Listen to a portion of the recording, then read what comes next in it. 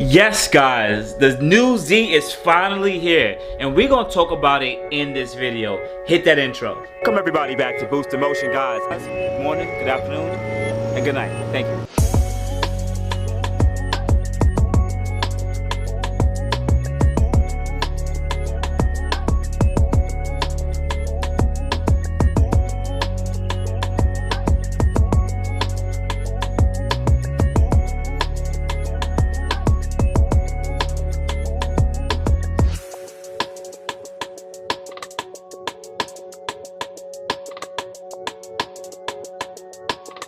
Welcome everybody back to Boost in Motion, guys, and today let's talk about this new Z that finally came out that Nissan revealed, and I am super excited to talk about it. But before I get into the video, guys, please go add me at Boost in Motion on IG, Boost in Motion on Facebook, and Boost in Motion on gmail.com. Anyway guys, let's jump into it. So if you guys might have missed the new reveal from Nissan of the new 300Z or 400Z or Z, because you guess what guys, they never revealed the name.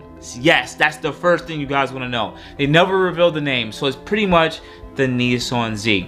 Listen guys, they didn't mention the powertrain, but they did show us the aesthetics of the car. Now with me, I like the front end of the car. I believe that the front grille is actually a little too squarish looking, but I understand that it's there for extra cooling, so all the amount of air that comes in could cool up the heat exchangers and the radiator and hopefully oil cooler, right? Moving forward, remember it's a prototype, so this may not be the bumper they actually choose to keep. I do like the headlights of the car, the hood of the car, and the front fenders. Cool. Let's go to the side of the car. I think it has the same silhouette such as the 370Z and the 350Z, which I actually do like, and they kept on talking about katana, because that's the way they use the architecture, but hey, it is what it is. I definitely do like the side of the car. I highly doubt that the Z car will ever really have the GTR calipers and rotors, but we'll see. We'll just know about that. But here's actually something, shout out to my subscribers for this.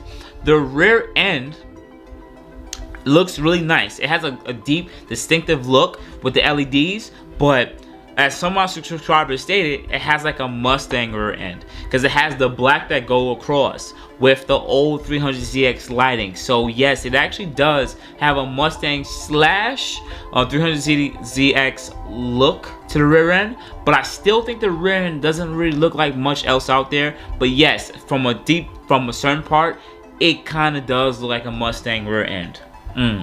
Now for the interior that I really like about the car is it looks a lot more update. You guys already jumped right on it. Digital dash. It has a digital dash. Cluster.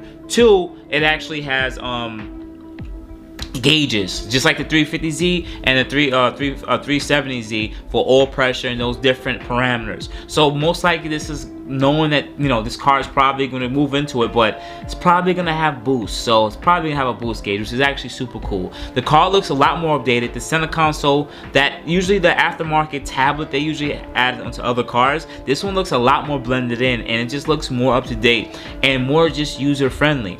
And one of the biggest, most important things, the gear shifter here is a manual, and that's what they kept on talking about with the essence of the car and how it looked, but also knowing that people wanted it to still have a manual option. There's not much other options right now on the market outside of BMW and certain specific American cars where you can get a manual nowadays. Think about it. If you reduce the amount of manual cars that people can get, the people who want manual cars will only have to choose from that. So usually their sales will go up as long as the car looks good, has good performance, and comes with a manual. So thank you Nissan for actually doing something like that. I'm so appreciative of it, even though I'm a cheeseburger shifter. I like my autos. But finally, from the aesthetic looks to the interior, they still didn't talk about the performance of the car. It was mainly talking about the history of the Z, how the car, the design cues of the car, the interior, that it should still have a pedigree of being 6-speed manual, but they didn't talk about nothing with the drivetrain. They didn't talk about how light the car is. I'm super happy. I think that the car has a good look, and I think that's one of the most important things. Yes, the interior looks like it's up to date. We don't know if it's gonna have a Nismo version. Hopefully it do. Shout out to Xavier. Shout out to Xavier in the chat for talking to me and telling us some key hints and stuff like that. But hopefully this car would have 2 to 3 different powertrains. 2.0T. The 2.0T variable control motor that's already out like the Ultimas, just it'll be transverse longitudinal mounted, hopefully with a 9-speed transmission that's usually on the Titans, or the 6-speed manual. But I highly doubt they'll put the 6-speed manual with the 2.0T. They'll probably just keep it automatic. That's for the people who just want to get into a Z because of the looks of the car, but they don't really care so much about performance. And hopefully they'll put a VR30 in there. There's only a certain amount of models of engines that Nissan makes right now, from the 3.8 NA to the VR3.8 twin turbo. Then you have the VR30, then you have the 3.5 from the Maximus. They're not gonna put none of those cars, or even the 5.6. They're gonna put the VR30 in there. We just don't know what the number will be. We really wanna know what will be the power. Will it be over 400 horsepower or be below it? But knowing that the competition of what this car is manual and even auto, they're gonna have to make this number over 4, because 400 is the selling point.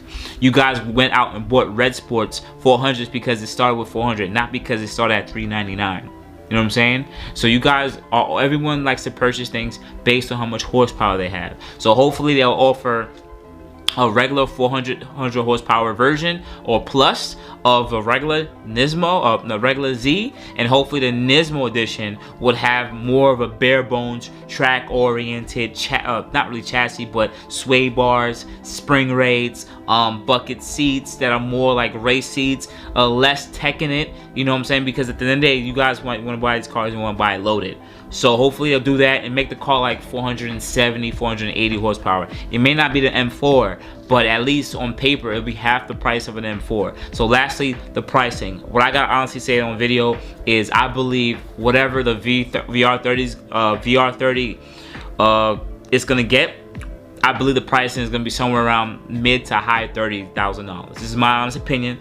It's all on video, and I believe that the Nismo is going to be breaking above the $40,000 mark, maybe somewhere around mid 40s, maybe touching 50, because the Q60 right now, 3.0T, you can get it rear-wheel drive for like low 40s, maybe even high 30s. So they can't price the Nismo or the regular Z car above that, because it's a luxury car. Look at how the G35 versus the 350Z pricing from the back in the day, the G37 versus the 370Z pricing per day. So this is necessarily the same thing, and I believe that Nissan is doing what they're supposed to do. They're building on what works.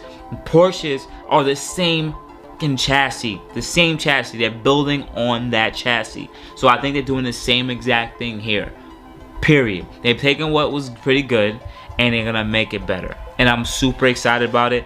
And yes, I do wish that they added a little bit more to it. It's a lot of fluff, as people said, but you know what, for what it's worth, the car looks good, the interior looks up to date, it has a manual. We know it's gonna get a decent automatic. Even if they put a 7-speed, it is what it is. It has a manual, and outside of that, we know it's gonna get either a VR30 bet, or at least the bare bones workhorse motor, the 2.0T VC motor. Can't get mad about that, guys. Can you really get mad at it? Nah, you can't get mad at it. You guys ain't gonna go get no Supra.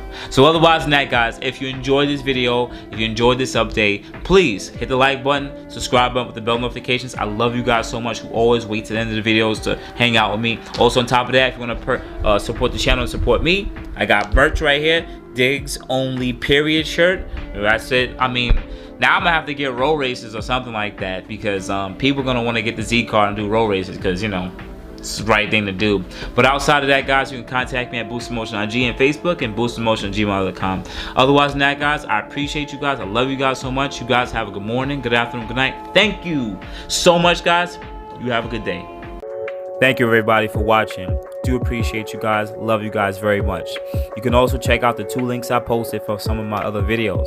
Also, on top of that, if you want to purchase some Boost in Motion merch, definitely check the link that I posted also. And finally, if you've been watching all my videos and you enjoy them, please hit the link to subscribe to my YouTube channel. Thank you.